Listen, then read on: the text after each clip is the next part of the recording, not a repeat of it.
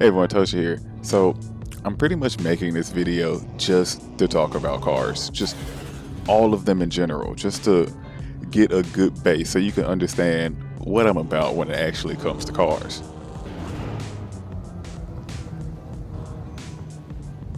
And to start off today, I actually want to start off in my car. I drive an 87 Chrysler Conquest.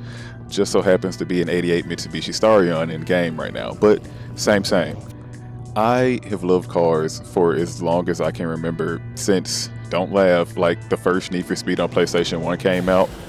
That's when I realized I love cars. Being able to see that McLaren F1 on the screen just moving how it did, that was my first favorite, like, actual car.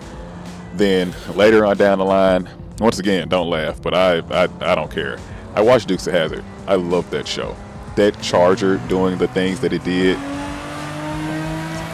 Sorry, tunnel. Yeah, that Charger doing the things that it did was just like amazing to me. But as I got older and I started realizing like, yo, I can like so many different types of cars. I got to the point where it's like, yo, muscle cars are the thing I was like really just looking at a lot of the time, especially after leaving Dukes of Hazzard. Then you got to the point around the early 2000s where you just didn't really have too many muscle cars. You had the New Age Mustang and you had the F-body Camaro or the Catfish Camaro, whatever you want to call those things. It wasn't too much that you had that you could just go to. And look, until like later on, I think like what, 2010 or something like that, then we started getting more cars.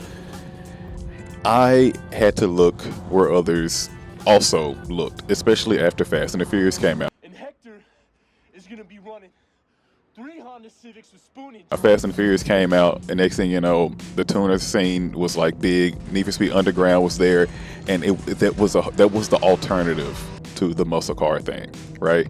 It started to be the cheaper option, and people like me started leaning more towards that option because, hey, man, you can do a lot more with a lot less and have just as much fun. And then you started having little rivalries and people picking their sides. But at the end of the day, we were all car people. At this age, I've got to the point where it's like I've seen so many people do so many different crazy things with cars that I've always wanted to be just like that. I wanted to figure out a way that I can express my love for cars and actually show it and talk about it in a way that seemed creative. Like I said, I wanted to figure out a way I could make these videos and talk about cars and be creative at the same time. I've been on YouTube for so long. I've been on YouTube longer than some people have probably like been alive that have seen my videos.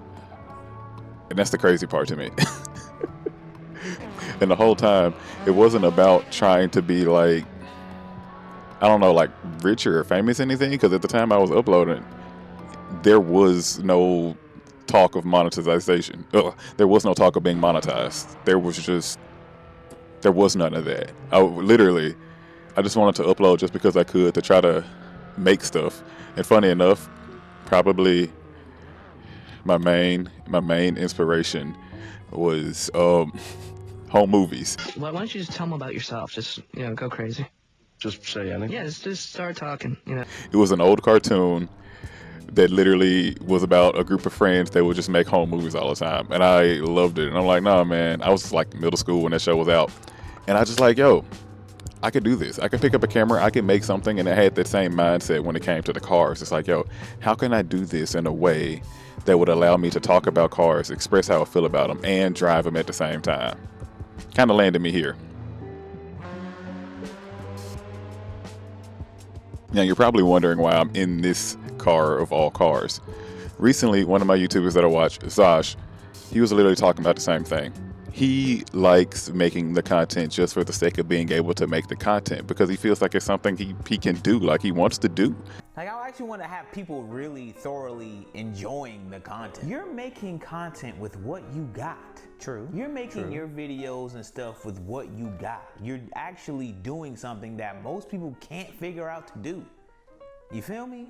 I feel the same way. Like, you get on here and you try to figure out a way to make things work. You try to figure out a way to be, consistent and have a nice little method. But it's hard. I totally get it. But at the same time, I feel good knowing that I've made the video, uploaded it, and it's out, whether people are watching it or not. I was able to create and have a creative vision, create it, and like follow through with it. And I just want people to be able to enjoy it. And whether you like real cars, simulation cars, just racing, anything car related, I want you to be able to come here, watch it, and enjoy the fact that we could bond about cars, especially cars that we can actually drive.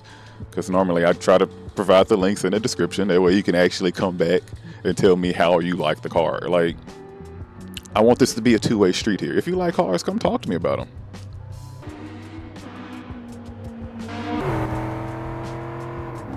I mean, like, you get the idea. You see, I can like literally change any car. I can have any angle I want to. And then I could go around and literally talk about cars all day, anywhere I want to. So once again, this is all I really want to do. I want to make content in this way where I can express how I feel about any car in any given situation and just have fun with it.